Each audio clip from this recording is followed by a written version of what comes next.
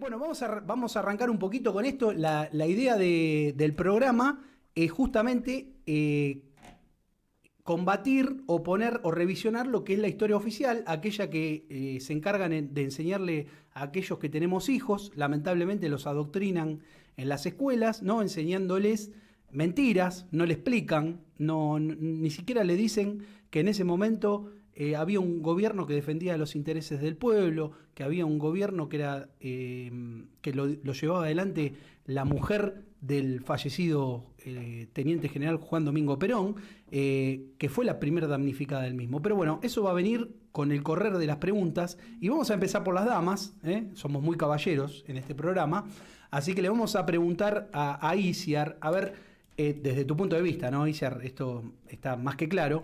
¿Cómo se arma el golpe de Estado, los actores y las causas previas? Porque esto no pasó así porque sí, ¿no? Acá hubo un caldo de cultivo. No sé qué opinás vos. Sí, sin dudas. Un primer eslabón en el caldo de cultivo es el golpe que tumba la primera experiencia, digamos, de revolución justicialista en el año 55. Y centralmente, digamos, yo creo que el golpe se empieza a tejer con la vuelta del general Perón a la Argentina. ¿Por qué? Fundamentalmente porque había que imposibilitar la posibilidad de que la Argentina se convierta en potencia y retrotraer al país a la experiencia preperonista, digamos, a la década infame.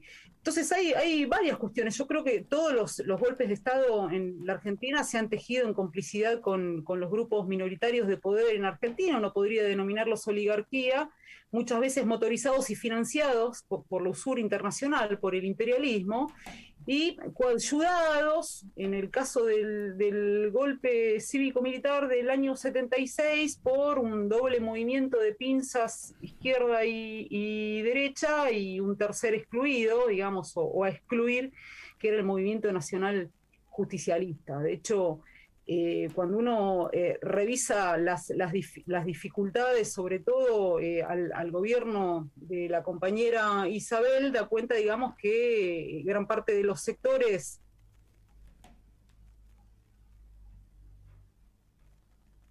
Ay, perdimos el audio. El teléfono, espero que se escuche bien. Ahí te habíamos perdido, compañera Isabel, y ahí te perdimos un minutito ahí. Porque entró una llamada, ese problema de conectarse en el teléfono, pero Sí. mi computadora anda re...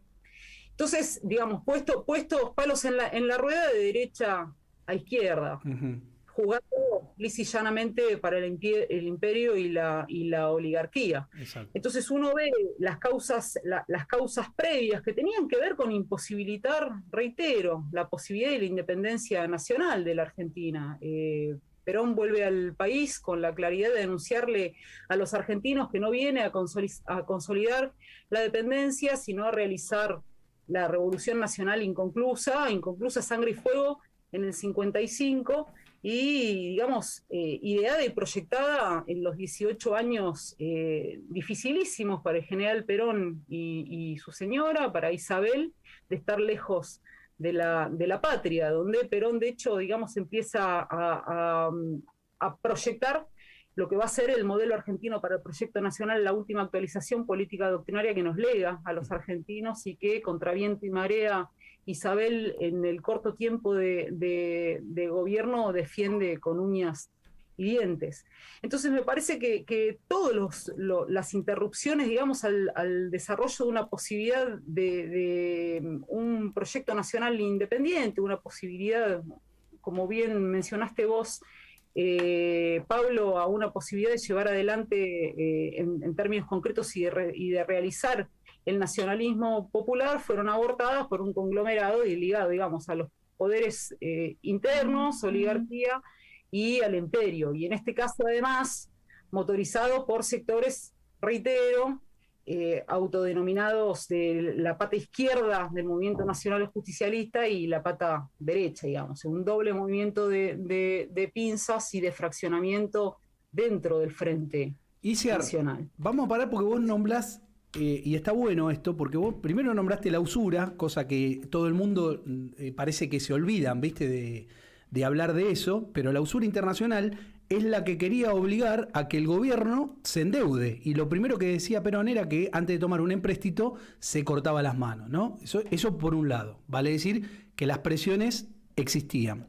Ahora, después hablas del movimiento de pinzas, y cuando vos hablas de movimiento de pinzas significa izquierda y derecha. Claro, la izquierda es la famosa izquierda peronista, estos jóvenes idealistas, ¿no? Que hoy se los exalta de una manera casi llevándolos a un lugar de héroes, y haberlos hecho mártires, ¿no? Que eso es un error. Cuando vos hablas de esto, ¿vos realmente creés que ellos fueron como diríamos, los que empezaron a poner los palos en la rueda al gobierno nacional para que no pueda gobernar, y de esa manera, diríamos, como si fuera una necesidad, venga el golpe militar? ¿Vos creés eso también? Claro, estoy convencida. De hecho, digamos, concretamente hay hechos históricos que lo Claro, testimonian, que claro. testimonian esa verdad. La realidad, digamos, es que con la asunción de un gobierno popular, acompañado, digamos, por el 63% de los votos de los argentinos, la acción guerrillera no tenía razón de ser Claro. en la Argentina. Entonces uno indudablemente empieza a tener la claridad, independientemente del relato histórico que ganó, porque hay una cuestión, digamos, básica para aclarar a los compañeros que nos están escuchando, que cuando una nación la vencen en términos políticos, es derrotada, digamos, el enemigo antinacional se impone en el resto del ordenamiento de la vida comunitaria, impone un modelo societario, digamos, que es esta democracia demoliberal, cuando nosotros habíamos sido una democracia social orgánica y directa, impone un ordenamiento de tipo cultural y político.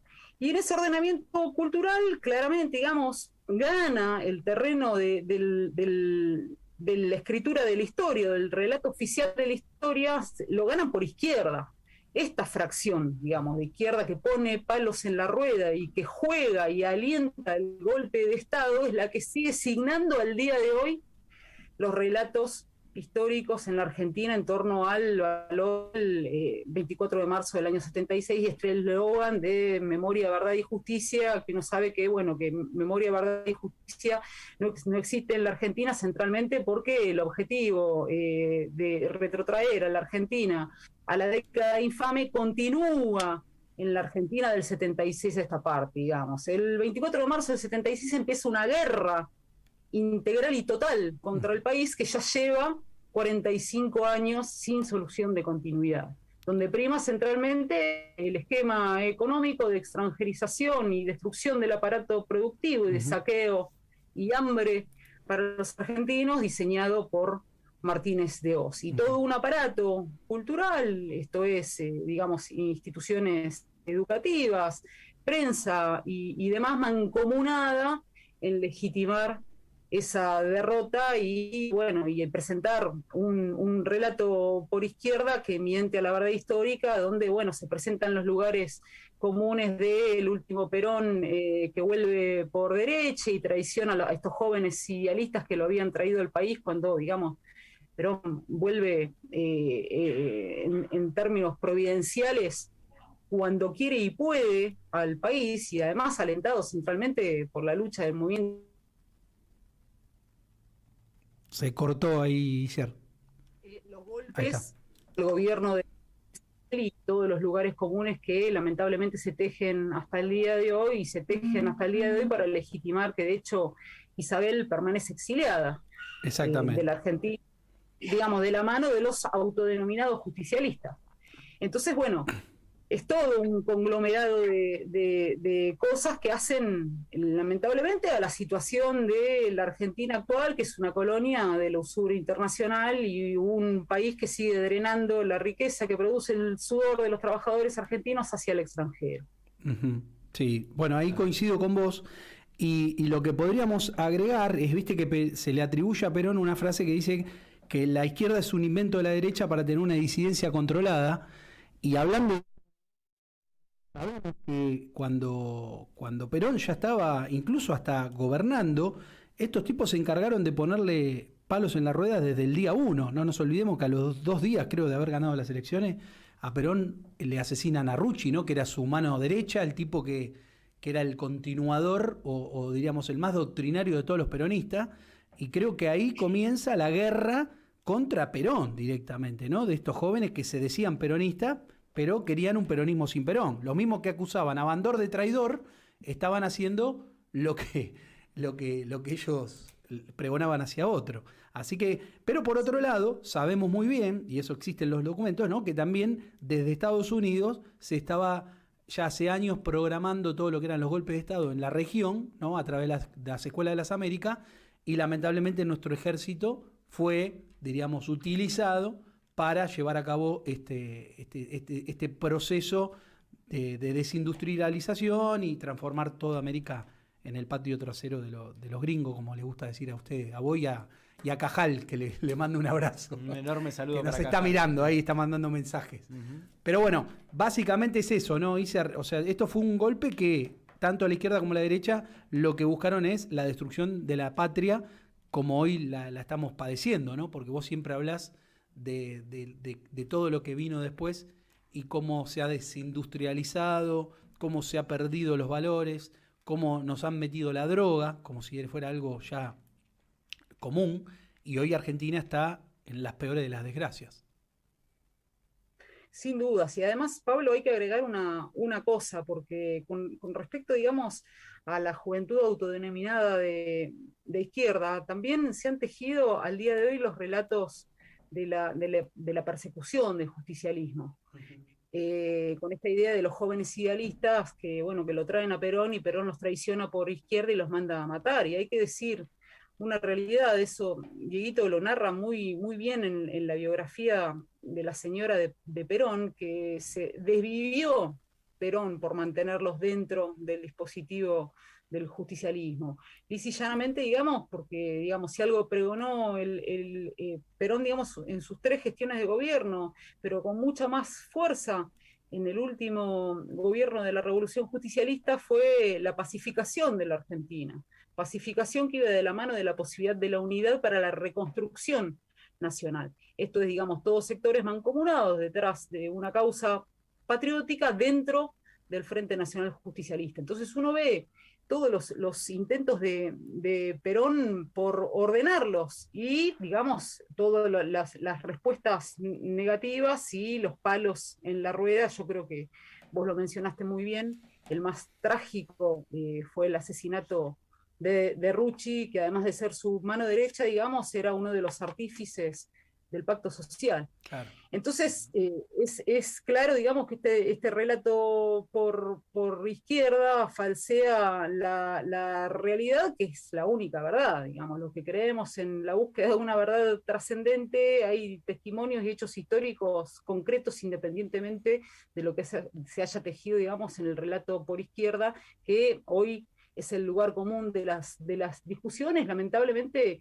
reitero, desde el campo mismo del autodenominado peronismo, porque no es que nos pegan los zurdos, No. o nos pega el Partido Comunista o el socialista de los radicales, sino que este relato falseado de la historia nacional viene motorizado fundamentalmente por el autodenominado justicialismo, que, bueno, hay que decirlo con certeza, yo soy una convencida que si bien, digamos, el justicialismo es una revolución inconclusa y es una doctrina y por eso tiene profunda vitalidad en Argentina, en términos reales, murió con la caída de Isabel Perón en el país, y lo que vino después, digamos, en nombre del justicialismo, negó la doctrina y centralmente abandonó las 3 banderas y, digamos, esta búsqueda de la independencia nacional, y la trocó lisa y llanamente por administración de la dependencia.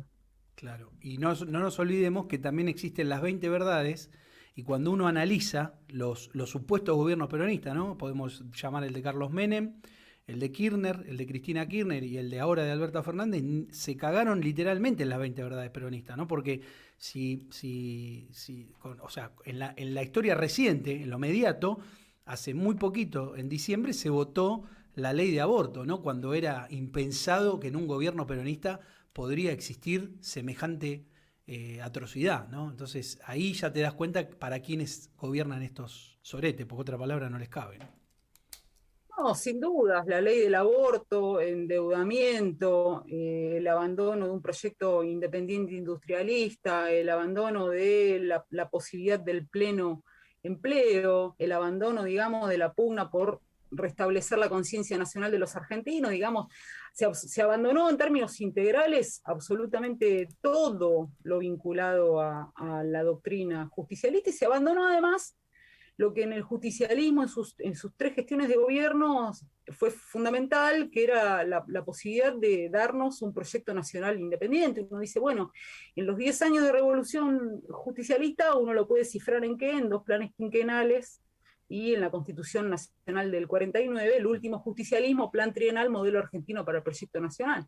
¿Que ¿Con qué tenían que ver centralmente? Digamos, con poder pensar al corto, mediano y largo plazo un proyecto integral para la Argentina que partía de qué? De un diagnóstico certero de los grandes problemas nacionales y en estos tiempos, digamos, corto, mediano y largo plazo, la forma en que la Argentina, en función de sus propias capacidades como pueblo, se daba para resolverlos.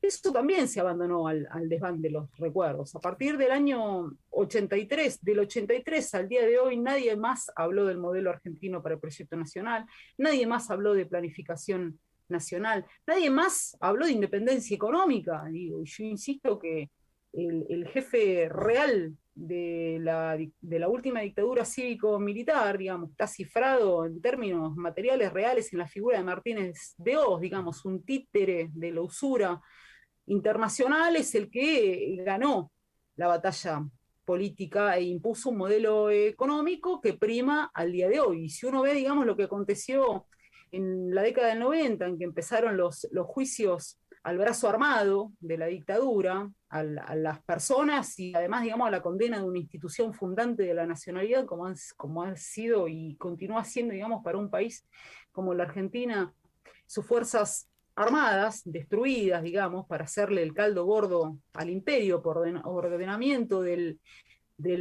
imperio, jamás se juzgó a los responsables económicos, digamos, al poder real detrás del trono que sigue gobernando la Argentina al día de hoy a través de la ley de entidades financieras, la ley de invenciones extranjeras, digamos, y todo el aparato colonial en términos jurídicos y culturales que sostiene este modelo de semicolonia que lamentablemente han convertido a la Argentina.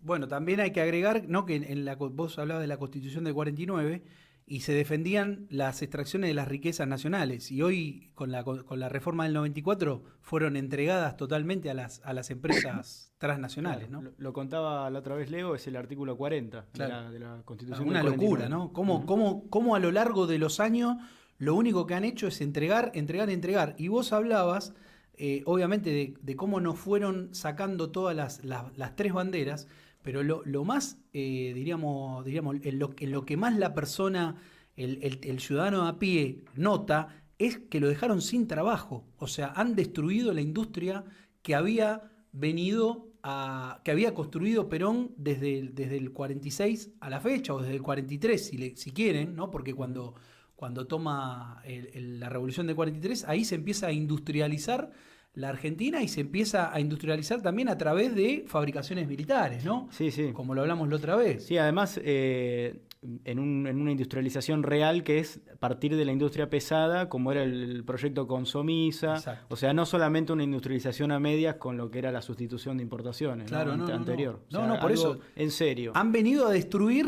y aparte con la pata sindical que era importantísima, que era, se la habían sacado a los anarquistas y a los trotskistas, y Perón había logrado que la CGT trabaje en función del pueblo y en función de la nación, ¿no? Que, viste, vos siempre hablás de las organizaciones libres del pueblo, creo que va un poquito por ese lado, ¿no? Sin duda.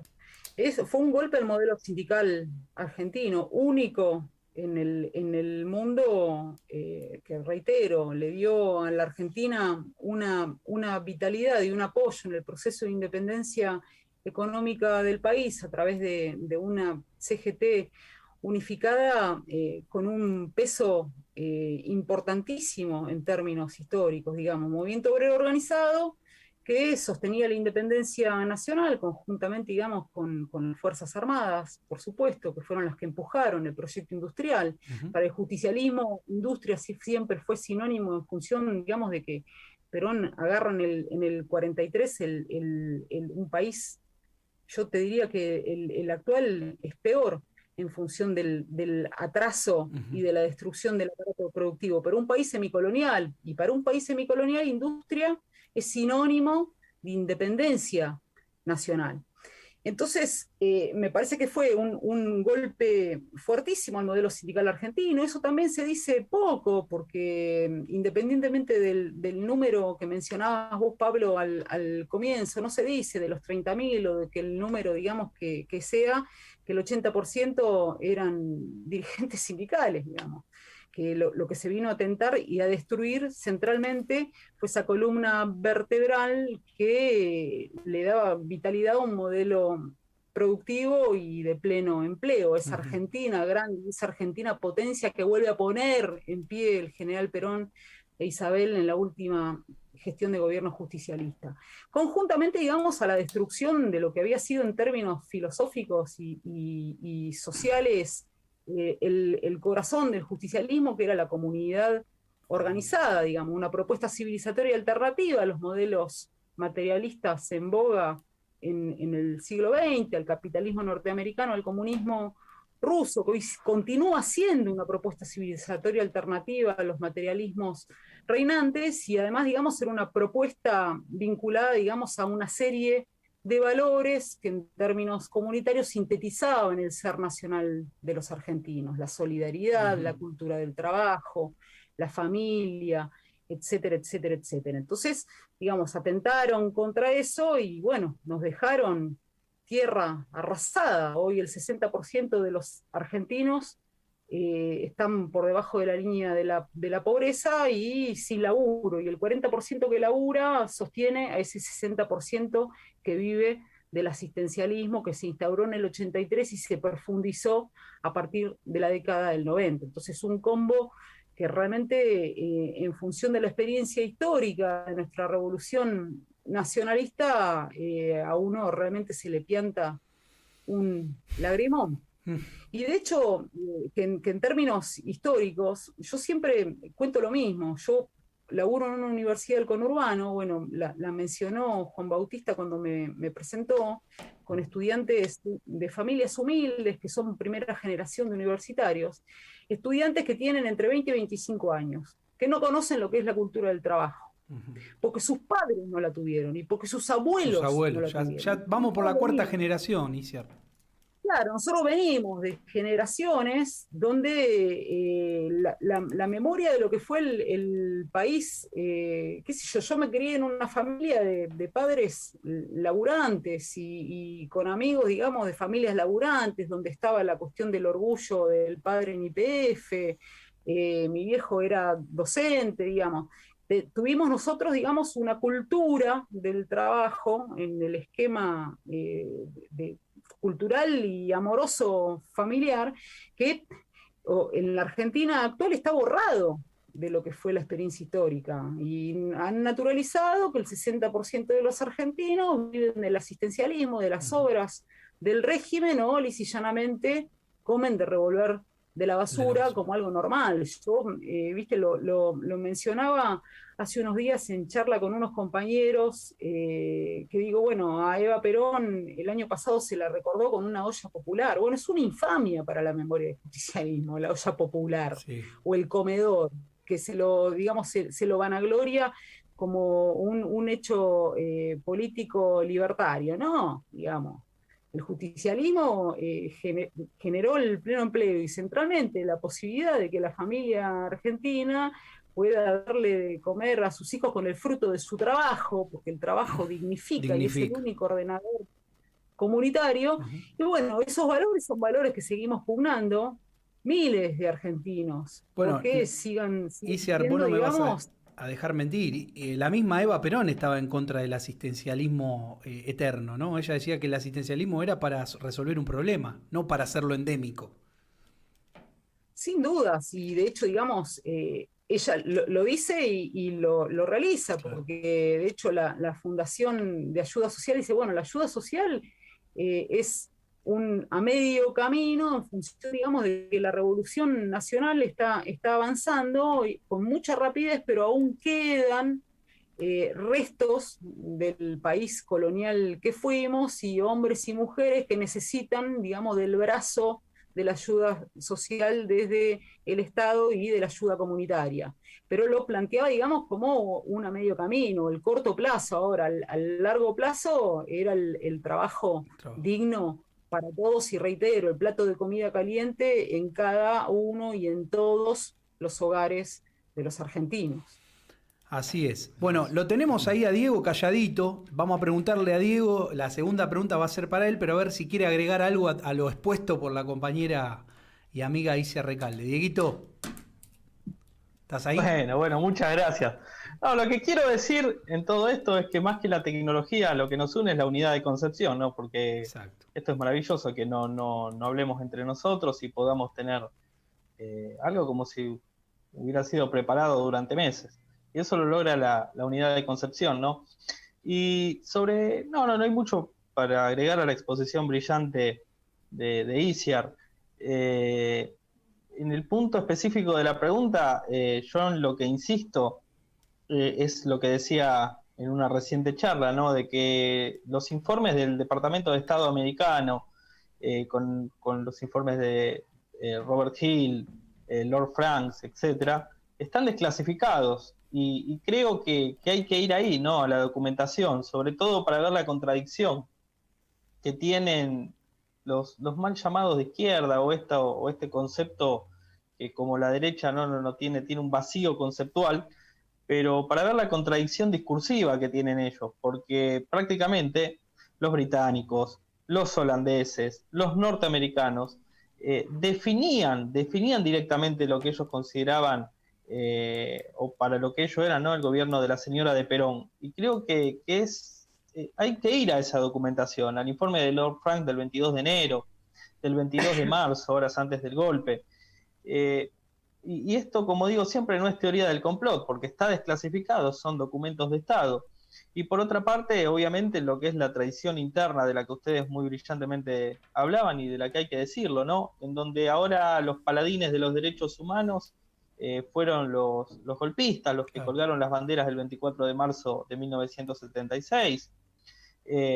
La Unión Cívica Radical, alvearista, siempre agrego yo para distinguir, ¿no? con la rama irigoyenista, que es así, fue un movimiento nacional, pero la Unión Cívica Radical alvearista, que se rasga tanto las vestiduras, sinceramente es inconcebible el discurso prodemocrático y republicano que esgrimen proselitísticamente, cuando ellos pusieron más de 325 intendentes y jefes comunales en todo el país a raíz del 24 de marzo de 1976, la democracia progresista, el MID, la Fuerza Federalista, el partido de Manrique, ¿no? El partido intransigente, todos ellos colocaron funcionarios. También. ¿Perdón? El Partido Comunista no fue prohibido bajo gobierno dictatorial. Mira, te doy un dato. En el año 1978, la revista Acción, que era el órgano de difusión y publicidad del Instituto Movilizador de Fondos Cooperativos, sobre todo en Rosario, era, bueno, en Rosario, por ejemplo, cuando uno dice Partido Comunista, tiene lugares identificados o cuestiones identificadas. El bar El Cairo, por ejemplo, era el gran búnker del PC. Y bueno, esta revista Acción, la del Instituto Movilizador del Fondo Cooperativo, era prácticamente el órgano de difusión. Y en el año 78, en tapa, literalmente pusieron Videla y Viola progresistas, cuando progresistas no era un término en boga. La verdad es fantástico ver eso en la tapa, ¿no? Que en una revista del Partido Comunista digan eso. ¿Pero por qué lo decían? A ver, lo que nadie dice, y es un tema muy escondido en la historia, es que el Partido Comunista recibía, sobre todo desde fines de 1977, el 3% del comercio de granos con la Unión Soviética. El 3% de cada embarque de cereal que salía desde Puerto San Martín y de uno de los puertos de San Lorenzo, hoy en manos extranjeras, el el 3% iba a parar justamente al Instituto Movilizador de Fondos Cooperativos y se prorrateaba entre los militantes y entre los agentes del Partido Comunista. Esto en plena dictadura, sin contar con que el Partido Comunista hizo una solicitada en apoyo al golpe el 24 de marzo de 1976, como tantas declaraciones no apologéticas del golpe en el diario La Prensa, en la opinión de Jacobo Timerman, las expresiones de Borges, de Sábato, diciendo que Videla era un caballero, un salvador de la patria. Yo creo que eso no se borra tan sencillamente con el codo, ¿no? El tema es que, claro, si estas cosas no se dicen ni se repiten, quedan en el olvido y pasa lo que estamos pasando, lo Diego, que pasó ayer, ¿no? Diego, vos acabás...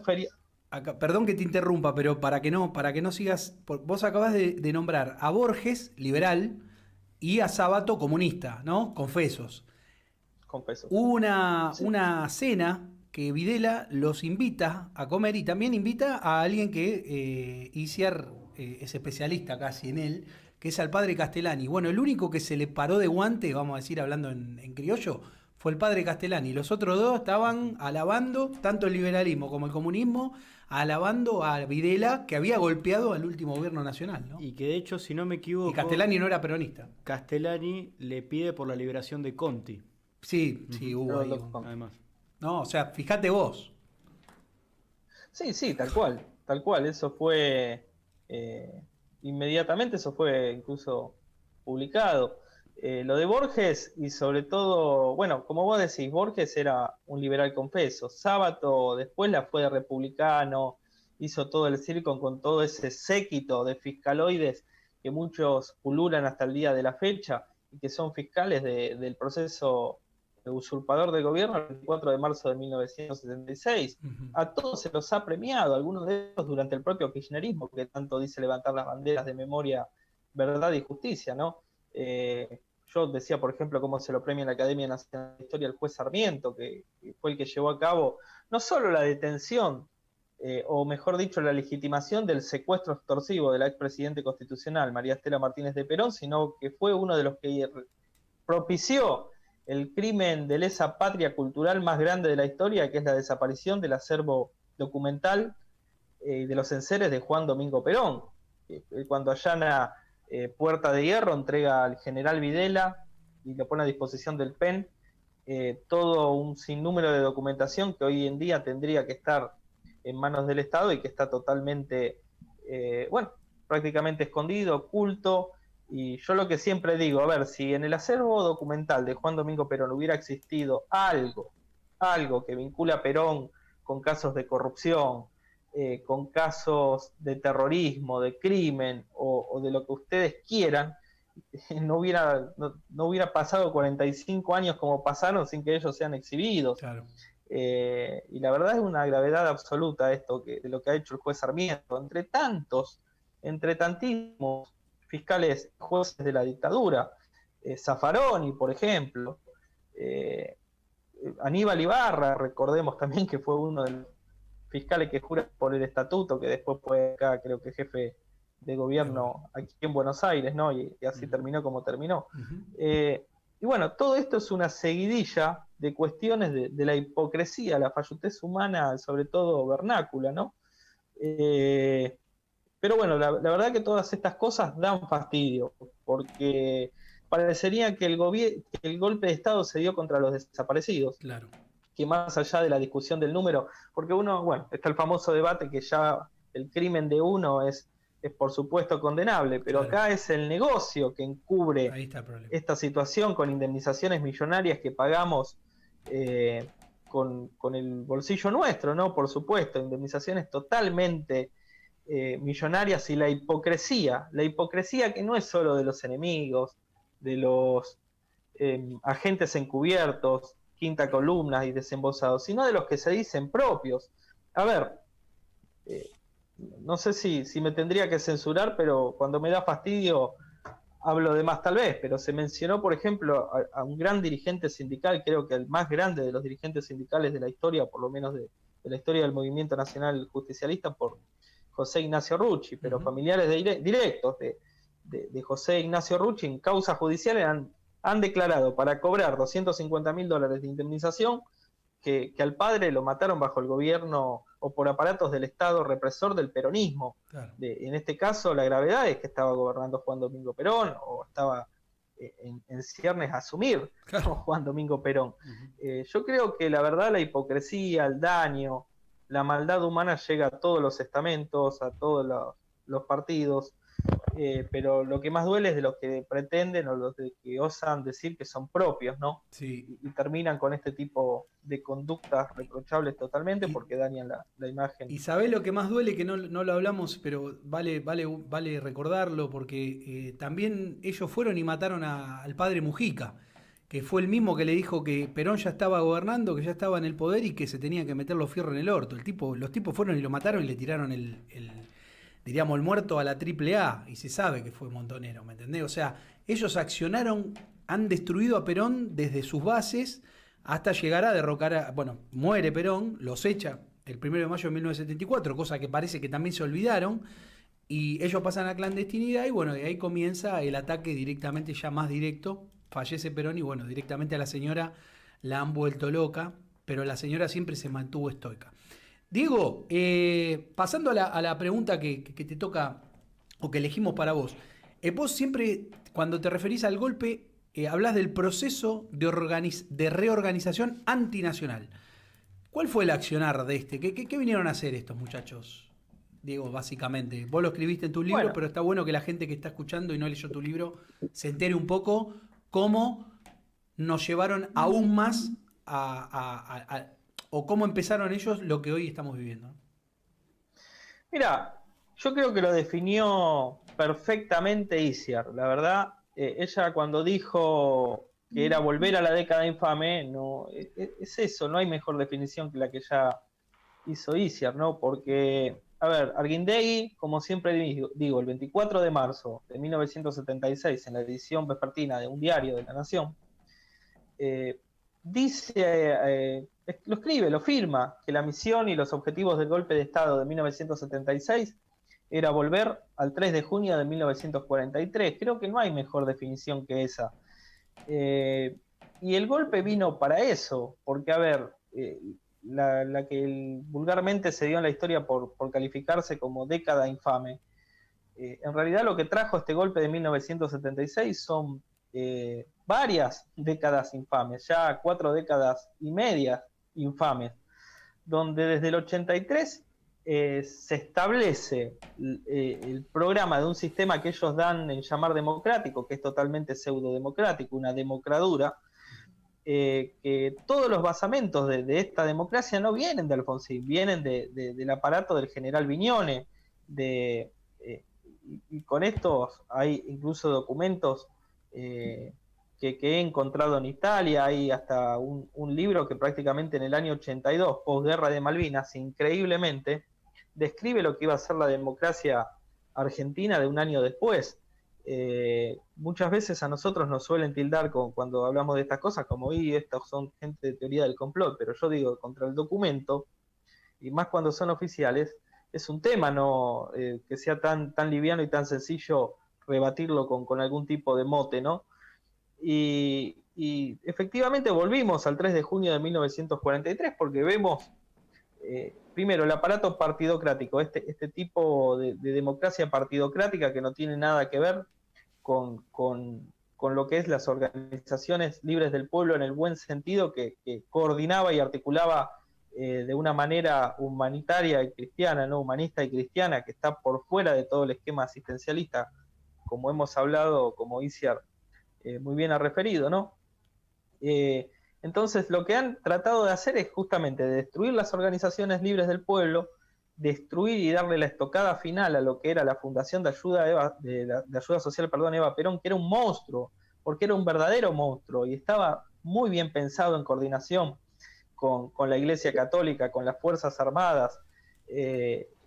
La verdad era perfecto en el sentido de que se ocupaba de todo, era el chico que iba al club y al torneo deportivo para hacer un relevamiento social de qué problemas tenían en cuanto a piojos, caries, parásitos, cuál era la problemática personal, en coordinación total con el sistema de salud de Ramón Carrillo, que ahora algún que otro político ha osado decir que bueno, personaje de rostro tan despectivo como el ministro de Salud renunciado, ¿no? Giné González García, fue el mejor ministro de Salud de la historia. Dicen cualquiera, osan y no tienen prurito, no se ruborizan en decir cualquier tipo de cosas, porque lo que hacen es borrar la historia. Así como está borrada la historia del 24 de marzo de 1976. No es muy distinto, no es muy disímil lo que pasa también con la Revolución Libertadora, donde los portales prácticamente todos los años hablan de lo que es la noche de los lápices, no se habla de la Revolución Libertadora, es un tema tabú. Hoy parecería ser como que hay otros actos criminales que se lo dan en definir como los mayores atentados de la historia argentina y omiten totalmente recordar lo que fue los bombardeos de la Plaza de Mayo en el 55, nuestro Guernica. Entonces yo creo que hay una censura tal, y en lo que vos me preguntás específicamente está muy claro, me parece acá el asunto. La ley de identidades financieras está plenamente vigente, la economía de Martínez de Hoz está plenamente vigente. Cuando el kirchnerismo nacionaliza, o estatiza, mejor dicho el término, porque nacionalizar no nacionalizó nada, Repsol, recordemos que se basan en un decreto del gobierno militar de Martínez de Hoz, no en la nacionalización de las bocas de expendio de los derivados de los hidrocarburos. Yo creo que estas décadas infames están plenamente vigentes y ese es el objetivo del golpe de Estado. Y después lo que han dicho varios del personal castrense, y de hecho Videla sin reparo habló del gran escarmiento histórico, lo que en definitiva querían y escribían en solicitadas Isaac Francisco Rojas, el general López Saufranc, Próspero Fernández Alvarinho, el capitán Gandhi, Aldo Molinari, prácticamente como dije hace unos días, el propio Alfonsín usó un término parecido, ¿no? Entonces, esto es lo que es la causa originaria de por qué estamos como estamos, y por qué ayer las calles la coparon justamente estos grupos que, como dije, colgaron banderas el 24 de marzo de 1976, no tuvieron reparo en elogiar como elogiaron al gobierno de Videla, ¿no? Sí.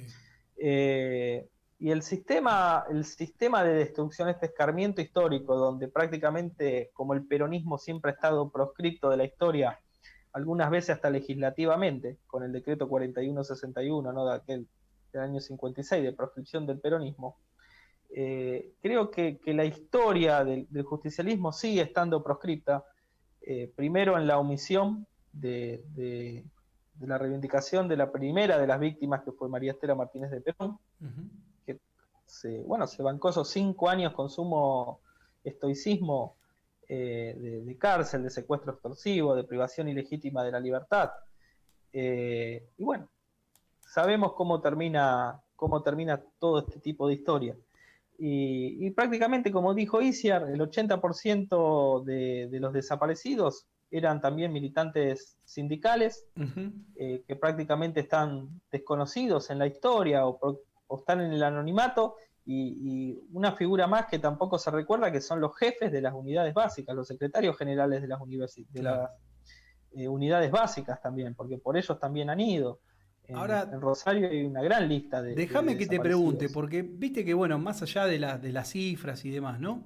Es llamativo cómo se construye esta mentira y se empiezan a olvidar a los realmente, como bien aclaró primero Iciar y luego rubricaste vos, de que muchos de los realmente desaparecidos eran del Movimiento Nacional Justicialista, pero nunca hubieran estado con estos que hoy están levantando la bandera de los 30.000 desaparecidos. Hoy iba por la General Paz y en un momento me cruzo con una bandera que decía son 30.000 y quien firmaba era el Partido Comunista Argentino. Entonces, el Partido Comunista Argentino no estaba con el gobierno peronista. Justamente avaló el golpe cívico-militar junto con el radicalismo y todos los partidos que vos exaltaste. Entonces, vale decir, ellos arrogaron una lucha en la cual al que dejan de lado es justamente al justicialismo. Y yo creo para agregar a lo que vos estás diciendo, el accionar del golpe del proceso de reorganización antinacional fue a ponerle coto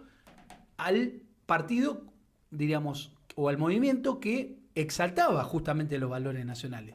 Me parece que el resumen sería ese, ¿no? Vinieron a romper lo que realmente era el movimiento que defendía al pueblo, ¿no? Que era el espíritu de la patria, para mí. No sé, ¿qué opinás vos? Sí. No, opino lo mismo. Vos fíjate, yo creo que a nivel geopolítico, muy pocos gobiernos, si bien fueron meses, han tenido la proyección geopolítica que ha tenido el gobierno de Perón y de su esposa, que es el mismo gobierno, ¿no? Es el gobierno peronista, el tercer. Pero digo, eso lo vamos a hablar peronista. para el final. Ahí vamos a reivindicar bien todas las acciones que en su corto gobierno tuvo Isabel. ¿Te parece bien?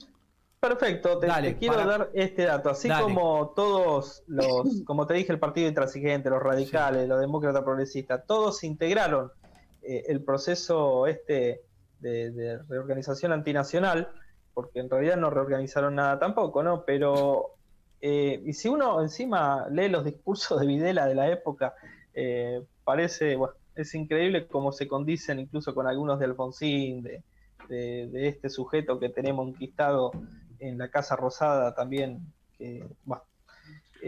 Pero no solo ellos fueron intendentes y presidentes comunales, los que se decían propios también estuvieron presidentes de comuna, intendentes. ¿Quiénes son los que se decían propios? Los amigos de Luder, Claro.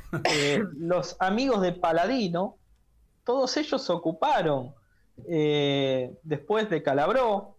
Hay varios de ese grupito que integraron y que se decían justicialistas y que fueron intendentes durante el proceso. Podría mencionar varios, Los traidores, algunos de ellos están vivos, pero lo que te quiero decir es, no miremos allá. Acá te demuestra también quiénes eran estos y por qué Perón en su momento a algunos los ha echado, ¿no?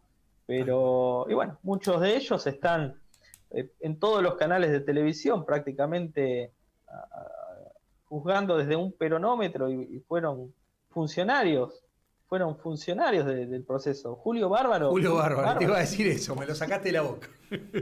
Pero es increíble que ese sujeto hable en nombre del peronismo con lo que le hizo a la señora de Perón en el grupo de trabajo, él, Luis Sobrino Aranda y compañía. Nilda Garré misma, ¿no? La verdad es infame. Que pero para ese bueno. momento era diputada, ¿no? Por la Juventud Peronista, ¿o no? Sí, había renunciado, porque recordemos que bueno, los peronistas tenemos los descamisados y los descamisetados. Claro. Cuando Perón quiere reformar la ley de asociación ilícita y la JP y este sector del grupo de trabajo también muy afín va a cuestionar a Perón, fue la primera conferencia en cadena nacional del país. Perón agarra y él dice, yo me junto con la JP y tengo reunión con estos diputados con la única condición que la misma sea transmitida en vivo. Fue la primera, es un dato que muy pocos conocen, se transmitió en Canal 7, en canales de Estado, y ahí fue el famoso caso cuando Perón les dice, el crimen es crimen, cualquiera sea el móvil que lo provoca, el delito es delito, cualquiera sean las pasiones, los sentimientos o los impulsos que impulsan al criminal, y ahí fue que le dice, y remata, muy bien señores, acá se juegan otros intereses, el que no está de acuerdo con ellos se saca la camiseta peronista y se va, por perder un voto no vamos a ponernos tristes. ¿Por qué por perder un voto? Porque desafiaba justamente a la publicación anterior del descamisado, donde cuestionaban a Perón los millones de votos que la juventud le había dado, y creo que Perón le responde a esa publicación, porque fue muy casual el término que utiliza. Y ahí, bueno, todos cobardemente, los diputados, dicen no, que ellos no iban a renunciar, que iban a estar en la revolución, y en horas que se retiran presentan la renuncia, entre ellos Nilda Garré. En fin, bueno, todo este grupito que ahora son los campeones de los derechos humanos, ¿no? Pero en fin. Que han estado en todos los gobiernos, han pasado por todas las banderas políticas. Iciar, ¿vos tenés algo para acotar, para agregar acá a lo que acaba de exponer Dieguito, que la verdad que tiró datos a trocho y mocho? No, impecable lo de Dieguito. No, nada que agregar. Sí me interesa volver a Castellani. Dale. Porque bueno, tanto primero digamos que se lo ha escondido también en el baúl de los recuerdos, y cuando se lo cita se le tira a tierra y bueno, se dicen una serie de infamias y bueno, y se suele referir mucho a esta reunión con Videla. Yo lo sintetizo, en realidad Videla convoca a hombres de la cultura para planificar la cultura, digamos, el programa cultural de la dictadura. Entre ellos, bueno, está Sábato, Borges, Ratti, algún otro de la SAE, de la Sociedad Argentina de Escritores, y Castellani. Que Castellani es el único, digamos, que saca el pie del plato y pide por Haroldo Conti, y pensemos, digamos, la generosidad que han tenido nuestros nacionalistas. De hecho, vos lo dijiste bien, Pablo, no era peronista, No.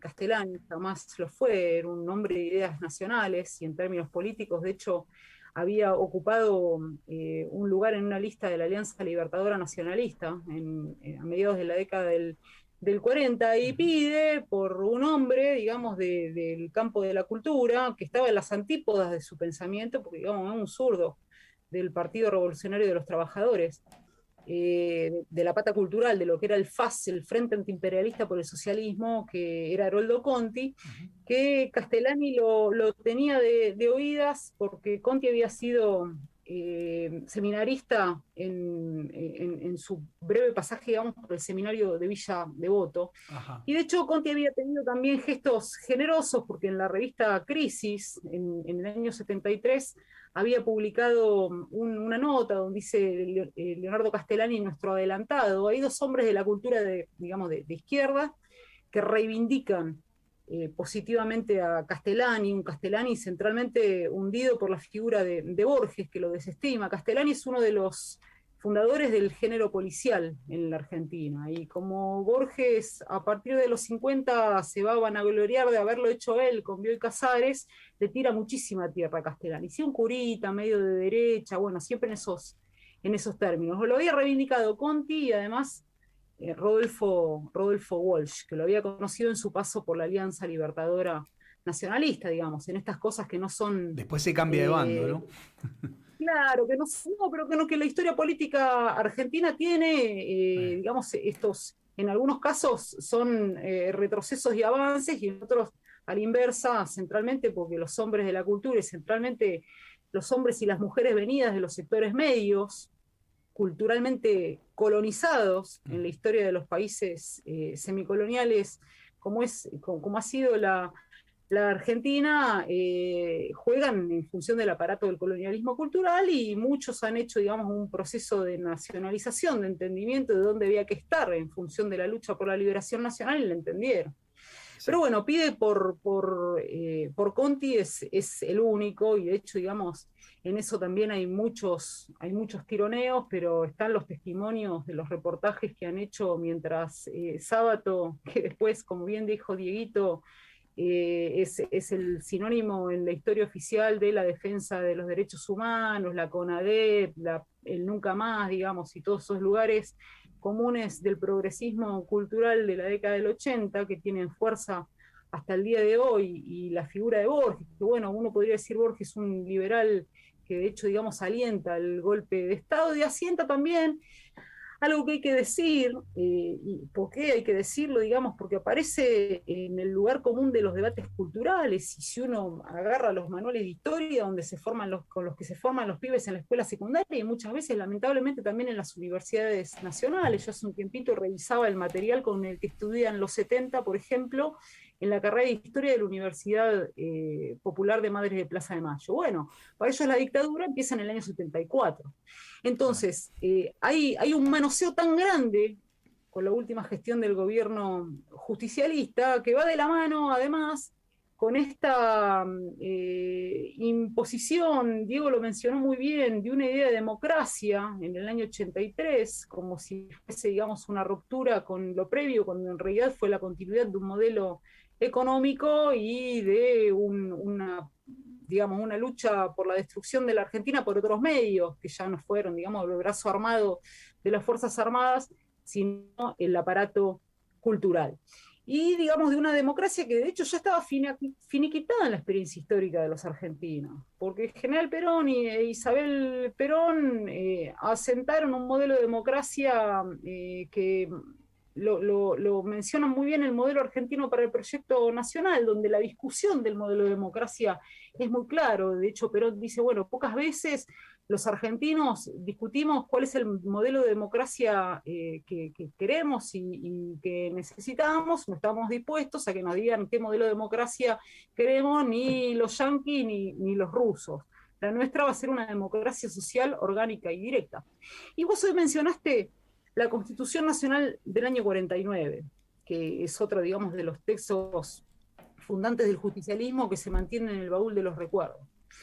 Y Dieguito seguro que va a hacer referencia, digamos, que el último justicialismo, plan trienal, modelo argentino, pacto social, tenía una tercer pata que era la reforma constitucional. ¿Por qué? Y ahí voy a la idea, digamos, de la discusión de una idea profundamente avanzada de esta democracia social orgánica y directa, porque Perón dice en el 74, bueno, a vistas de lo que sucede en el mundo, de lo que ha cambiado en términos geopolíticos, donde se avisora el universalismo, donde, digamos, se está volviendo a poner de pie la idea de integración regional, integración al tercer mundo, nosotros debemos pensar qué modelo de democracia queremos, y para eso tenemos que reformar la Constitución. ¿Por qué? Porque la Constitución del 49, independientemente del artículo 40 que recordaba Leito Cajali, que recordaban ustedes de defensa de los recursos naturales y del patrimonio económico de los argentinos, dejaba en la concepción del último Perón, digamos, dejaba la Constitución de Sampay, una veta liberal, que era la preponderancia, que en ese texto maravilloso, digamos, porque hay que decirlo, la Constitución del 49, para lo que vino después, está en el futuro, para nosotros dejaba un lugar fundamental a los partidos políticos. Esto es, ¿qué dice Perón? Tiene todavía una preponderancia de un contenido liberal que nos tenemos que sacar de encima. ¿Por qué? Porque vamos hacia un modelo de democracia mejorada, donde le vamos a dar preponderancia a la labor y a la participación activa de las organizaciones libres del pueblo, y no esta idea liberal centrada, digamos, en la participación de la comunidad meramente a través de los partidos políticos, que es la democracia liberal, digamos. Sí, nosotros, la que estamos padeciendo, ¿no? La porquería estamos esta. padeciendo tal cual, que circunscribe la participación popular meramente, digamos, cada 2 años en darle la posibilidad al ciudadano, Sí. ya no hay más pueblo, ya no hay más noción de persona humana, sino de ciudadano desasido de cualquier compromiso tipo comunitario o organizativo, le da la posibilidad de poner el voto en las urnas. Claro, Digamos. dándole la horca o la silla eléctrica. Esas son las dos opciones que te dan. Pero bueno, es un modelo de democracia que tampoco se discute. Exacto. Y reitero, y que está viejo para la Argentina que nosotros fuimos. Iciar, vamos a hacer una cosa. Sí. Ponemos una pausa acá y continuamos. Vamos a una pausita musical y después continuamos con la parte, diríamos, con las otras 2 preguntas para ir cerrando un poco el concepto de lo que es el programa. Porque estamos tirando un montón de información. Acá nos están mandando mensajes de todo tipo, están todos escuchando muy atentos, tomando nota, hay muchos saludos, les manda saludos Juan Vescovo, a ustedes dos, así que vamos a una pausita musical y volvemos, dale. De primera. Bueno, nos vamos con La Marcha Peronista en versión metal por la banda Fatigados.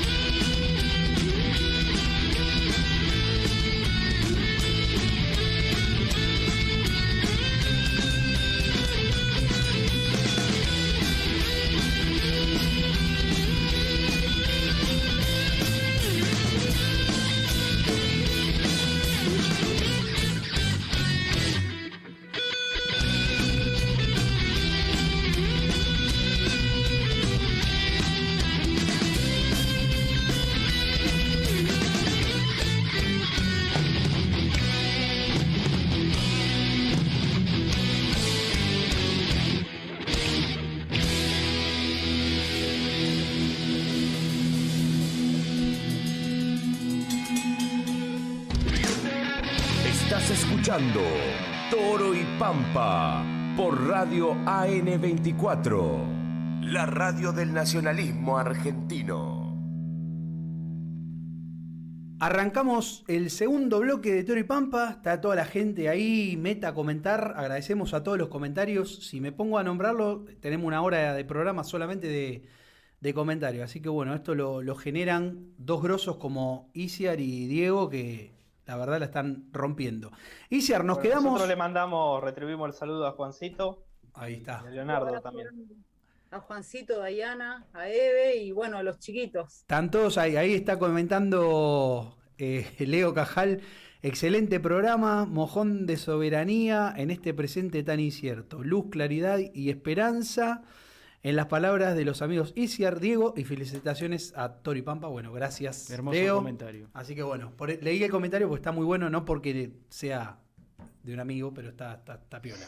Es un poeta el amigo Leo. Bueno, Isiar. Poeta, Leito, sí. Exactamente. Esa es una de las cosas que le tengo que agradecer a Isiar, porque ella fue la que nos hizo el contacto. Y bueno, lo conocimos a Leo en la presentación de su libro, claro. disco iba a decir, de su libro ¿Por qué Falcón? Exactamente. Que se lo recomendamos a todos, búsquenlo en Mercado Libre. Y ahí nació una amistad y se hizo el tercer Toro y Pampa, como lo llamamos nosotros. Tal Así que cual. saludo para Leo. Isiar, nos quedamos en la democracia social directa.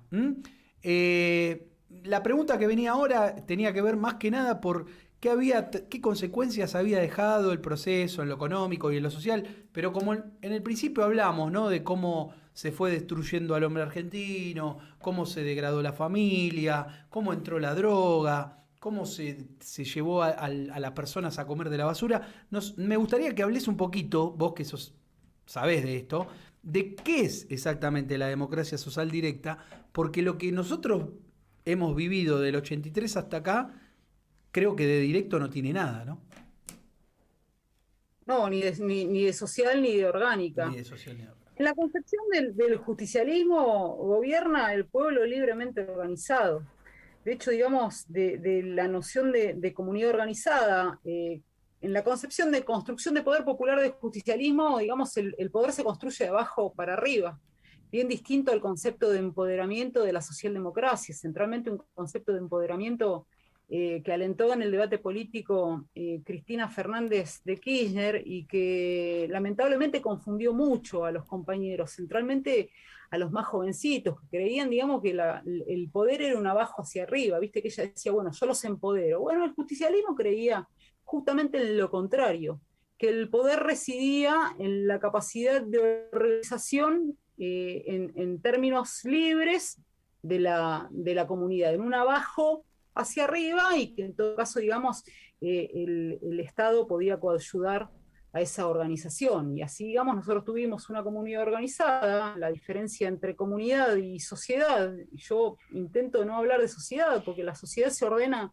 en función de los valores del mercado, y la comunidad es centralmente una síntesis de valores trascendentes. Digamos, el ordenador de la noción de comunidad son los valores trascendentes, que el golpe cívico-militar vino a destruir. Uno podría decir, digamos, los objetivos de rapiña y de usura económica, la destrucción de la industria, de la cultura del trabajo, que fuera fundamento de la dignidad soberana del pueblo argentino, la fuga de capitales, el endeudamiento, junto a la ruptura de la familia, que fuera el corazón de la comunidad organizada, la ruptura del tejido social, que Dieguito mencionó muy bien, de las organizaciones libres del pueblo, basadas en la idea de participación y solidaridad, fueron de alguna manera profundizadas a partir del 83, donde el objetivo ya no fue el objetivo solo de rapiña y usura, sino que se apuntó centralmente a todo lo que pudiera ser útil para descalificar los valores de nuestro ser nacional y descalificar la idea de tradición. Uno podría decir, digamos, las Fuerzas Armadas, que fueran usadas como herramienta represiva, fueron reemplazadas lisa y llanamente por una corriente liberal progresista que gobierna del 83 esta parte, sea en su brazo, digamos, liberal a secas o progresista a secas, que fue la herramienta al servicio de esta nueva fase de guerra contra la Argentina que se abre en el 83, que apuntó centralmente a destruir la cultura y el ser nacional de los argentinos. Ataque de la familia, trabajo cultural a través de la imposición de antivalores centralmente a la mujer, que había sido dentro del proyecto de la comunidad organizada el sostén del corazón de ese modelo civilizatorio alternativo que estaba cifrado en la familia argentina, porque este delirio, digamos, que nosotros conocemos como feminismo colonial no nace ahora, digamos, es política de Estado, de hecho, y tiene mucha fuerza y mucha plata del extranjero, pero viene tejiéndose a partir del año 83. Porque el imperio, digamos, y la oligarquía han sabido bien a dónde apuntar los dardos, y la destrucción de la mujer a través de los antivalores, de la negación de la maternidad, de la negación a la posibilidad trascendente de tener un vínculo amoroso con el varón, tenían que ver centralmente con destruir el modelo de familia, que para nosotros, a diferencia de lo que dice el marxismo, no es, digamos, una unión de discusión y de lucha monetaria y material, sino que es una unidad trascendente y amorosa de sostén de la comunidad y centralmente de valores trascendentes que los padres legan a sus hijos.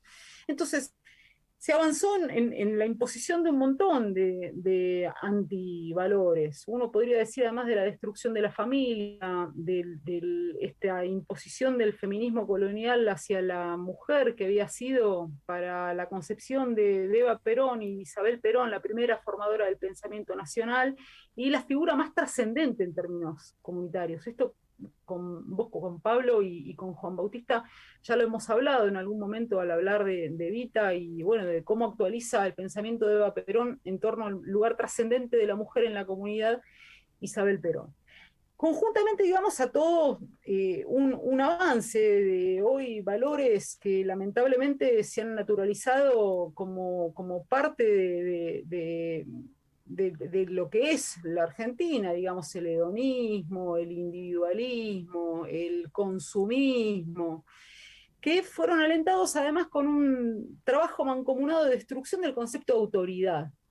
Digamos, ¿qué era la autoridad en la comunidad organizada? Primero, un ordenador comunitario. Hoy que se alienta la idea, digamos, de que, por ejemplo, el padre que pone límites y enseña valores a los hijos es autoritario, porque hay que darle la libertad de hacer lo que quiere ser, digamos. Esa serie de sandeces donde se atacó centralmente la figura del padre y el acompañamiento de la madre y la figura del maestro, con esta idea, digamos, de el límite, no hay límites para lo que se quiera hacer, para esta idea, digamos, de la libertad sin más. Atado, digamos, a toda esta serie de antivalores destructivos del hombre y de la mujer argentinos y de la comunidad en su conjunto. Eso es lo que ha primado con fuerza del 83 a esta parte. Obviamente, digamos, con anticuerpos que siguen y seguimos sosteniendo la vitalidad del ser nacional de los argentinos y que creemos centralmente en que el justicialismo está en el futuro en función de la involución que ha vivido el país, que seguimos alentando la idea de la tradición. El liberal progresismo también ha impuesto en términos culturales la idea de lo nuevo.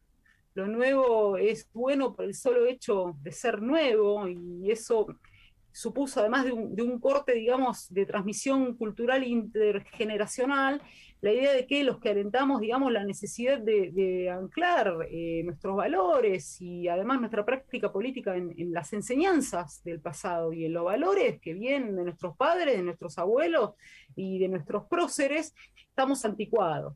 Que hay que hacer todo de nuevo, y centralmente ese todo de nuevo está atado, obviamente, a las usinas de producción del pensamiento foráneo. Todas las modas que vienen de Europa o de Norteamérica, lo que don Arturo Jauretche llamó el colonialismo cultural, es lo snob, y es lo que, digamos, hay que hacer porque está al orden del día, porque uno no tiene que estar atrasado, digamos. Es todo Claro. un paquete de medidas, también la indiferenciación sexual, esta idea de que la naturaleza humana y la diferencia entre el hombre y la mujer no son cuestiones naturales, sino que son imposiciones culturales, que uno puede ser lo que quiera hacer, y bueno, toda esa serie de disparates que lamentablemente, reitero, no vienen de ahora, se impulsan desde el año 83, pero bueno, en los últimos años el liberal progresismo, en función de la plata del extranjero y de las presiones del Fondo Monetario Internacional, ha puesto el pie en el acelerador y bueno, avanzó el feminismo colonial, ideología de género, bueno, el aborto, todos estos desastres que estamos viviendo y ligado, digamos, a la idea de la caída de la noción de autoridad. También el liberal progresismo comenzó, digamos, con una idea de exaltación unilateral de los derechos y la invisibilización radical de las responsabilidades, digamos, en asociación al predominio del individualismo y el hedonismo en el clima cultural de los argentinos. Esto lo ve uno con muchísima claridad, digamos, en el feminismo, en este feminismo que pide derechos per se, sin beneficio de inventario, cuando de hecho, digamos, está atentando contra el legado de Eva Perón, que le decía con claridad a las mujeres, bueno, derechos sí se lo ganaron por prepotencia de trabajo, por poner el cuero al lado de los varones en defensa de la patria en el 43, el 17 de octubre del 45 y en el andar de la revolución justicialista, pero ojo, porque todo derecho conlleva una enorme responsabilidad comunitaria. Entonces se ha avanzado, digamos, en una idea de los derechos, porque si nosotras necesitamos derechos por el solo hecho de ser mujeres, sin tener que rendir cuentas de absolutamente nada. La promoción del indigenismo, el avance del narcotráfico, vos lo señalaste muy bien, eso lo había visorado con mucha claridad Isabel en el último gobierno, qué iba a suceder cuando el narcotráfico llegue a las esquinas de las escuelas de nuestros hijos. Y bueno, el adoctrinamiento diario y a toda hora a través de la expansión radical de los medios masivos de comunicación como vehículos de penetración de todos estos antivalores vendidos como novedad liberadora y progresista. Iciar, vos estás hablando Sí. del feminismo y estamos hablando del narcotráfico, ¿no? Dos cosas, dos males, un mal que lo vio venir Evita, como dijiste vos muy bien, a todas las que leen o se ponen una remera de Evita Perón y utilizan el pañuelito verde, hay que invitarlas a que lean La razón de mi vida, ¿no? Ahí van a entender un poquito de que están erradas, primero. Pero después hablas y decís que Isabel decía que el problema lo íbamos a tener cuando el narcotráfico llegue a las esquinas de las escuelas. Bueno, el mismo Mohamed Ali Zaineldin dijo, ¿no?, también que la política iba a ser subvencionada por el narcotráfico y que íbamos a padecerlo todos los argentinos, y es lo que está pasando. La semana pasada tuvimos un caso de esta chica Maya, donde aparentemente la madre, según las pericias diríamos de los doctores y las pericias psicológicas, prostituía a su hija en pos de conseguir droga. Bueno, yo creo que lo que han destruido justamente es eso. ¿Cómo hoy podemos hacer o pensar en comunidad cuando hoy vemos individuos totalmente disociados, un poco por el liberalismo hedonista, como bien lo destacás vos, y otro por este progresismo subvertidor de la mente, ¿no? ¿Cómo podemos volver a la comunidad organizada en esta situación? Yo no lo veo, no sé qué opinas vos, Iciar. No, lo que pasa que, bueno, uno no lo ve en términos políticos, porque convengamos que la idea de la política que se impuso a partir del año 83 dejó de alentar la idea de la política en la que seguimos creyendo nosotros como entrega y vocación por una causa noble y comunitaria. Digamos, la política es el trampolín para hacer plata, digamos, una idea totalmente mercantilizada, donde además la dirigencia está años luz de la masa, porque digamos, no existe más el pueblo argentino. Ese también fue un objetivo de la dictadura, convertir lo que había sido un pueblo organizado en torno a valores en una masa totalmente desarticulada. La masificación de la comunidad, ¿no? Arruinarla. En una comunidad disociada. Ahora, Y social. Así como uno sabe que la comunidad organizada no existe más, como la Argentina como comunidad de destino no existe más, sí existimos un puñado de argentinos comprometidos y convencidos en que queremos que la Argentina exista y que la salida es hacer comunidad. Y centralmente eso tiene que ver con alentar los valores, no de Pico, sino en la vida privada y concreta de todos y cada uno de nosotros. Digo, Sí. si algo ha tenido el justicialismo es una mirada integral de la persona humana. Yo hoy decía, bueno, no somos ciudadanos como quieren los liberales, ni somos sujetos como quieren los marxistas, somos persona humana. ¿Por qué? Exacto. Porque Perón, en términos doctrinarios, creía fervientemente que los hombres y las mujeres éramos síntesis de necesidades materiales, pero además profundamente espirituales. Y creía además en el sentido de misión, que lo que uno predica con el Pico lo realiza en su vida cotidiana, digamos. Lo banca con el hombre, pecho, sería en el barrio. claro, ¿no? en la idea del hombre integral. Y yo te doy un ejemplo para el caso de las mujeres. Sí, bueno, y las mujeres que predicamos la necesidad de fortalecer la familia, y bueno, nos tenemos que dedicar fuertemente a inculcar los valores nacionales a nuestros hijos, digamos, porque eso es lo que nos dijo Eva Perón, eso es lo que nos dijo Isabel Perón, y sabemos que eso es lo que hay que hacer. Entonces me parece que también jugó muy fuerte en los últimos años una disociación muy grande entre el discurso y la práctica concreta, digamos. Si los valores que nosotros predicamos con el Pico no los podemos actuar en nuestra vida cotidiana, y bueno, lamentablemente, digamos, eso sería papel picado. Claro, Tal cual. Entonces, puro humo. tal cual, creo que bueno, que hay que seguir en el camino de resistencia en el que nosotros estamos, sabiendo, digamos, que trabajamos en la marginalidad, que tenemos todo el aparato del régimen en contra y todo el aparato de la Inquisición cultural persiguiéndonos y muchas veces matándonos, pero bueno, bien vale, digamos, la causa noble que alentamos. Bueno, Así es. me- La organización vence el tiempo. la organización vence al tiempo Sí. y debemos de ir a la comunidad organizada. Ujú. Va a ser muy difícil, diríamos, yo creo que hay que restaurar, ¿no?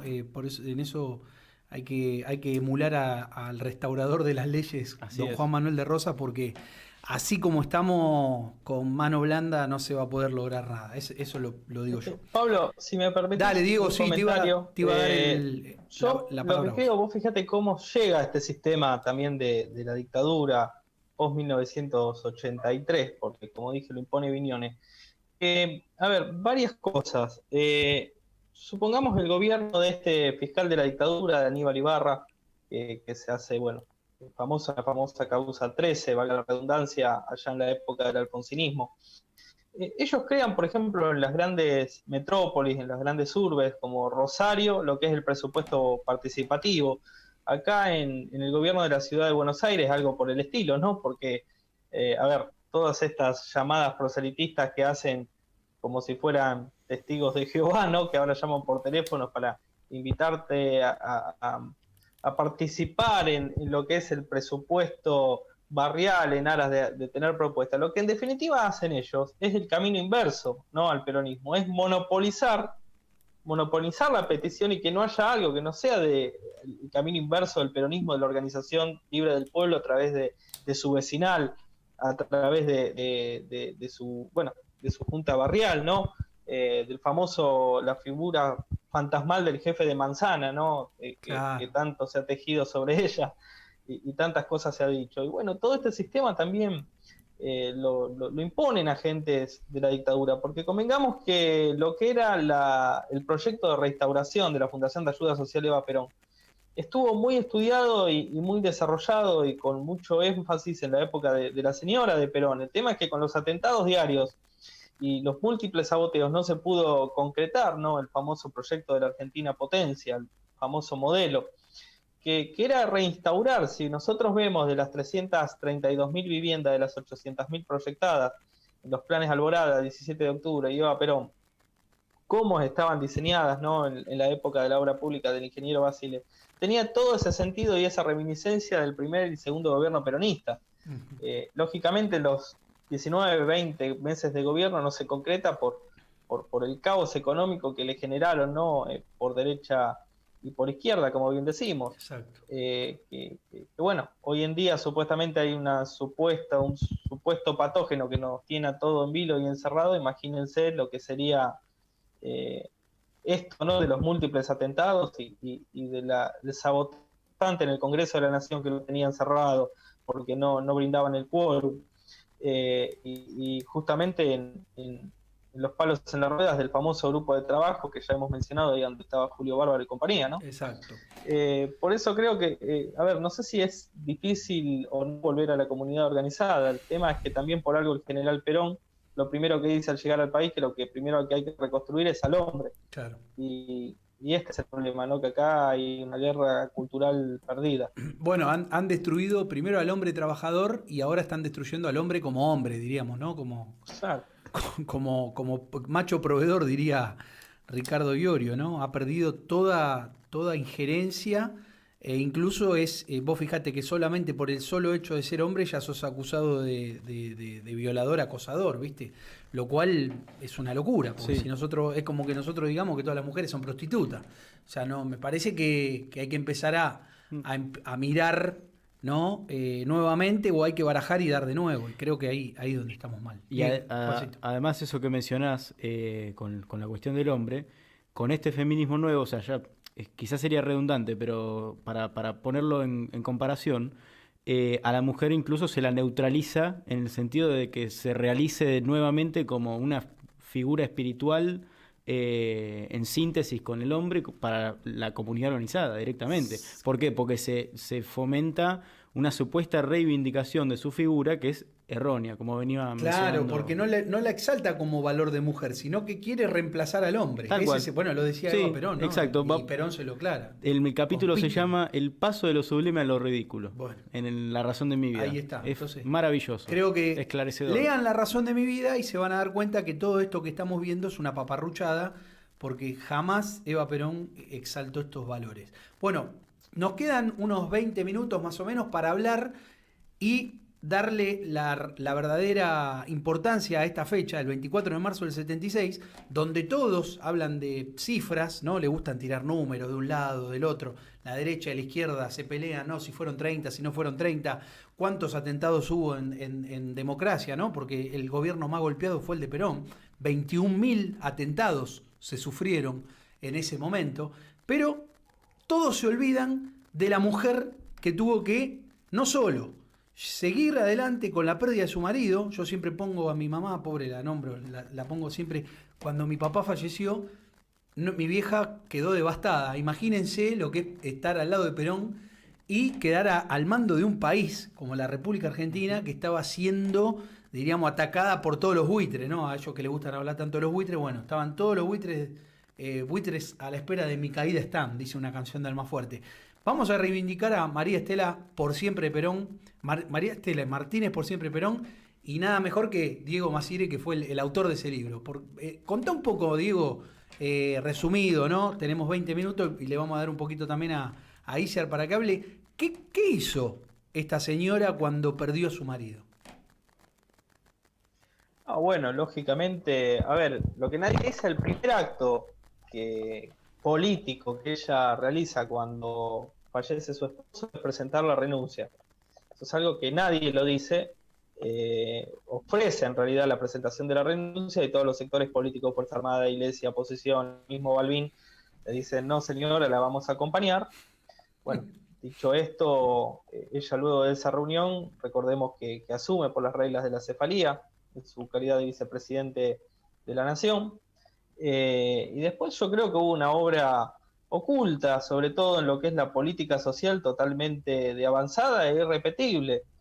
Recientemente, con este documental del que estábamos hablando hoy, que denosta la figura de la señora de Perón, aparecen funcionarios del menemismo, que dejó 27% de pobreza, deflación, cantidad de crímenes, de muertos por crímenes de narcotráfico, suicidio por desempleo. Yo ayer decía que no me olvido de chico, de cuando yo iba a preescolar, que le ponían el reja al monumento de la bandera, la cantidad de gente que se tiraba de los 70 metros de altura, de gente desempleada. y osaron decir en uno de los testimonios, algunos de estos funcionarios, como que la señora no tenía capacidad para gobernar. ¿Qué hizo la señora? Mantuvo un índice de pobreza que osciló en plena crisis del petróleo, recordemos, con un 4%, un 4,4% de pobreza de índice, ¿no? Creo que con números irrepetibles, solo comparables con el año 1948, en la época del peronismo. Y luego, por supuesto, la materia laboral de avanzada, de vanguardia, que es la positivización legislativa de los derechos consagrados en el artículo 37 de la Constitución de 1949, que recién hablábamos, y que se traducen en la legislación de vanguardia, que es la Ley de Contrato de Trabajo, que perdura hasta el día de hoy, ¿no? Y bueno, viene desde el año 74 esto, la nacionalización de las bocas de expendio del petróleo, como hemos dicho, también de agosto de 1974, la dignidad nacional ante las afrentas en lo que es la materia geopolítica del socavamiento y el sojuzgamiento de Antártida e Isla Malvinas. Creo que porque yo decía que recientemente, antes que vos me dijiste eso para el otro bloque, bueno, lo que es la proyección geopolítica del tema antártico no se ha dado ni repetido nunca más en la historia, y creo que ha sido una de las reivindicaciones y defensas más férreas del gobierno de Perón y la señora de Perón. En cuanto a cuestiones concretas, proyectar la extensión con comienzo de trabajo, por supuesto, del aeropuerto de Puerto Argentino, que lo hizo nuestro Ministerio de Obras Públicas, eso no lo sabe nadie, la creación del Banco Nación dentro de la isla Gran Malvina, YPF en Soledad. La verdad, hay todo un sentido de tomar, bajo la concepción geopolítica, de tomar posesión del terreno para que una vez estemos ahí ya sea más dificultoso que nos cercenen derechos, como nos estaban haciendo y como pasó después de 1982, ¿no? Sobre todo desde el 90 con el Tratado de Madrid, ¿no? Con un país en donde, siempre repetimos, no se contrajo un solo peso, dólar, mejor dicho, de deuda externa. Hacia el año 76 existía una deuda pública de 5.189 millones de dólares. Y eso se traduce en que ni Cámpora, ni Lastiri, ni Perón, ni la señora contrajeron un solo dólar de empréstito, con la excepción de los 60 millones de dólares que siempre hablo, que eran destinados para la represa Fautelufú. Que siempre decimos que ese crédito era para mejorar la infraestructura del país y no para especular. Claro. Ahora, la otra excepción, que no es menor, era el empréstito pedido. Fue el primer acto de gobierno que hizo, ni bien asume como presidente interino de la nación, ítalo antiargentino Luder, ¿no? De pedir 200 millones de dólares en bonos externos a descontarse en el Banco de Inglaterra, y fue tremendo. Lo mismo, o sea, el primer acto de Prebisch como ministro de Economía fue ingresar al Fondo Monetario Internacional. El primer acto de Luder y Cafiero, cuando toman el mandato interino en septiembre de 1975, fue justamente pedir 200 millones de dólares en bonos externos, como dije, a descontarse en el Banco de Inglaterra. Esto era una tasa de interés pagadera a 180 días y le había generado un cimbronazo a la Presidenta de la Nación cuando había retomado funciones, que todos creían que ella iba a renunciar, y es más, en la cadena nacional pensaron que ella iba a venir a presentar su renuncia, y bueno, estoicamente dicen, de acá no me muevo. Y bueno, la cifra de Luder después aumenta de manera exponencial, como pasa siempre, por lo que hemos hablado al comienzo del programa, ¿no? Que es el anatocismo y la usura. En materia de deuda externa, no solo podemos decir eso, sino que post secuestro y post exilio de Isabel Perón, cuando ella viene en el año 84 y se firma la famosa acta de coordinación, la acta compromiso entre el Partido Justicialista y la Unión Cívica Radical, bajo el gobierno de Alfonsín, la señora impone ella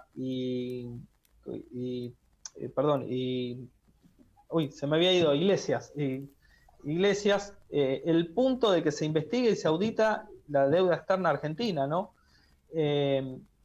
Prácticamente nadie lo dice. Alfonsín firma el acta compromiso y prácticamente violó después los 13 puntos firmados que fueron de común acuerdo. 12 de esos 13 puntos es cierto que fue propuesto por el Partido Justicialista, pero convengamos que Pugliese y compañía habían adherido al mismo y tuvo valor. Después está la famosa frase tan mentada de de Alfonsín, como esas frases que quedaron en la historia de "a bueno te viene mal gordito" y de todo esto.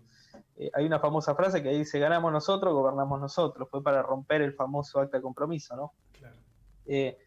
Y bueno, creo que como hemos dicho, a ver, en lo que es materia de vivienda pública, bajo este sentido de esta concepción humanista cristiana, los planes de vivienda fueron de avanzada, fueron hechos en meses, y en todo era esto, en lo que era la concepción, la vieja concepción de que otrora era de la Fundación de Ayuda Social Eva Perón, los clubes barriales, el fomento a los torneos de fútbol, los torneos Evita. Ahí hasta se pueden encontrar hasta fotos de Maradona, que va a salir en un reciente libro de una persona muy pronto, que se lo ve a Maradona de chiquito y sus compañeros con la remera del Ministerio de Bienestar Social. Todo en esta concepción de hacer un relevamiento en el terreno, sobre todo en los lugares más carenciados, para, bueno, coordinar con la iglesia, que ya, bueno, era distinta a la iglesia de la década del 70, a las órdenes de 1950, por supuesto, pero bajo esta concepción. Y yo no me canso de decir justamente esto, ¿no? Que para nosotros, que nos cuesta tanto acceder al alquiler, lo fácil que era acceder a la vivienda propia en la época de la señora de Perón, eso habla también de lo que fue su gobierno. Claro, claro. Por eso es inaudito que funcionarios post-83 osen decir que la señora de Perón no tenía capacidad para gobernar, ¿no? Diego, también hay una anécdota, ¿no? Que vos la escribís en tu libro, donde ella viene Pinochet y le viene a querer, diríamos, cuestionar su injerencia con el canal del Beagle, ¿no? Y ella le dijo que no había nada que discutir. Eso es cierto, Sí, ¿no? sí. Sí, eso fue en Morón, sí, en la base aérea de Morón. Y no era fue una de las cualquiera Pinochet, tantísimas ¿no? Era un cosas. tipo que era un general que No, y que eso, bueno, es picante. para otro programa. Un Pinochet que se reunía sin óbices con Castro, como así tampoco ha tenido óbices el general Lanusse. Claro. Porque por eso acá está otro. Yo creo que Guantánamo en Cuba es la expresión de lo que ha significado Cuba para el continente, que es justamente lo que vos hablaste al inicio de la disidencia controlada, ¿no? Claro. Fue, creo, el gran objetivo de la Cuba sudamericana fue este, ¿no? El de la disidencia controlada. Claro. En materia geopolítica no alcanzaría un programa para hablar de lo que fue bajo el gobierno de la señora de Perón, con lo del asunto de la misión Lord Shackleton, Claro. que viene a expoliar nuestros recursos, el cañoneo, la ruptura de relaciones Bueno, internacionales. Y yo hablaba de los vuelos transpolares, las transcontinentales, que vienen de esa época. El primer vuelo transcontinental viene de noviembre del 65, que fue realizado por Mario Luis Olesa, que era un vicecomodoro, que si bien él no era peronista, en el gobierno de Ilia, bueno, realiza la famosa odisea con un avión bimotor Douglas. Ella, la señora de Perón, después lo convoca para presidir y para dirigir Radio Nacional, y desde los medios de comunicación se empieza a hacer un gran fomento de la política antártica, ¿no? De esa concepción geopolítica, de una escuela de geopolítica que murió el 24 de marzo de 1976, ¿no? Que era la de la concepción talasocrática, bicontinental, bioceánica, y bueno, y con proyección marítima, por supuesto, ¿no? Hay muchísimo para hablar en materia de geopolítica, pero creo que no, bueno, ahí tendríamos ya un programa más grande, pero lo bueno de todo esto es que es poner en contraposición a todos aquellos, porque no nos olvidemos que los mismos que se dicen peronistas atacan a la señora, no nos olvidemos que la expresidente Cristina Kirchner fue la que se opuso a poner el busto en el salón de busto de los presidentes. Está el de Carlos Menem, está el de Alfonsín y no está la señora, ¿no? Es una locura que dentro del mismo movimiento no se haga una exaltación y se repare de manera económica e histórica, ¿no? Y social. Trayendo a la señora de nuevo a la Argentina y recibirla con loas. Sin embargo, no, vive en España de una manera humilde, como bien lo relatás vos, y en el único lugar donde se hizo un reconocimiento fue, creo que el 19 de noviembre del año pasado, que fue que nos invitaron vos e Iciar, que presentaron sus libros en la CGT, ¿no? Y después salieron los gorilas, tanto derecha e izquierda, a decir que era una barbaridad lo que habían hecho, ¿no? porque la tratan a la señora como si fuera una delincuente cuando se fue con una mano atrás y otra adelante. Así que bueno, esto justamente lo que viene a hacer es reivindicar la figura de ella. Para eso decimos que tienen que comprar el libro de Diego, que debe estar agotado, pero calculo que sacarás una segunda edición, ¿no, Diego? Sí, muy pronto, ya está casi lista. Bueno, buenísimo. Isiar, ¿querés acotar algo para exaltar la figura de Isabel? Vos que hace poquito hiciste una tertulia con dos mujeres más hablando de Isabel la Católica y de Eva Perón. No, nada más que agregar a lo dicho por Dieguito. Lo que sí me gustaría exaltar, nobleza obliga, porque Diego en su enorme humildad no siempre pondera lo importante que ha hecho en función de la reivindicación de Isabel. Porque hay que decir algo. Hace un par de años uno mencionaba a Isabel en alguna actividad política o en redes sociales y tenía una sanción, lo puteaban de todos lados. Hace 2, 3 años me parece, digamos, que un intento de entendimiento. Y me parece, reitero, nobleza obliga, que eso se lo podemos deber a muchos compañeros del campo nacional que mantienen viva la memoria y la bandera del justicialismo y bueno, y el agradecimiento a la enorme lealtad de Isabel, pero se lo debemos fundamentalmente a la prédica de Diego, Sí. al libro de Diego y este laburo denodado y gratuito que hace por la patria. Simplemente me interesa resaltar eso. Bueno, yo debo confesar que cuando leí Ni Yanqui ni Marxista, ahí empecé a conocer realmente, porque él habla mucho de Isabel en ese libro, así que creo que sí, que se lo debemos a él todo esto. Les agradezco, Suscribo. pero no, yo insisto, igualmente, en todo el país, ese es el tema, en todo el país hay quienes tenemos... Está mal dicho el rótulo de verticalista, porque bueno, no tenemos rótulo, nosotros somos peronistas a seca. Y creo que la figura de Isabel hoy en día es lo que marca el peronómetro, porque el que quiere o reivindica a Isabel creo que no hay mucho para explicarle. Eso es un juicio que pueden decir algunos que es subjetivo, pero es propio, ¿no? Exacto. Bueno, pero digo, mirá, siempre es bueno reconocer a aquel que hace, porque para no hacer hay un montón, y que opinan pelotudeces está lleno. Así que vos te tomaste el trabajo de hacer ese libro y ahora hacer una biografía en donde ya directamente, más detalladamente, describís no solo qué clase de persona fue, porque también se hablan barbaridades, ¿no? Así como decían de Eva Perón, pero totalmente desubicadas, y lo más lindo que mucho viene desde las mujeres, ¿no? Aquellas que defienden que son sororas con las otras, pero resulta que a Eva, y obviamente no la de la izquierda, sino las de la derecha, le pegan, ¿no? Sí. Y a Isabel Perón lo que tiene es que le pegan todas, las de derecha y la de izquierda. Ujú. No sé si... Y las feministas, por eso, misóginamente. no la defiende nadie. Y entonces que vos vengas y exaltes esa bandera y que Isiar se haya sumado y que tantos compañeros más lo están haciendo, Sí. hay que reconocerlo. Y bueno, como dijo bien Isiar, los méritos los tenés y sobrados. Así que, bueno, gente, hemos hablado. Ustedes me preguntaban cuánto íbamos a hablar. Vieron que nunca se sabe cuánto. Nunca se vamos a hablar. Les agradezco Y da para más. a los dos que hayan estado.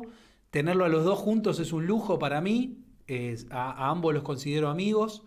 Así que nada, ya los tendremos acá en los estudios de AN24, así los vienen a conocer. Bueno, de primera, muchas gracias para los dos y bueno, a sus órdenes siempre. Bueno, ya te tendremos de nuevo y acá, Isiar, Gracias. la próxima. Gracias a ambos y a todas las personas que están escuchando y que, como siempre digo, nos dejan entrar a sus hogares. No, Muchas gracias, Isiar y Diego. Bueno, enorme entrevista y hermanados en la Concepción. Así que bueno, les agradezco de nuevo. Saben que esta casa es su casa y cuando tengan algo que quieran decir, están los dos invitados. Les mando un gran abrazo, nacionalista y peronista. Abrazo. Nos vemos.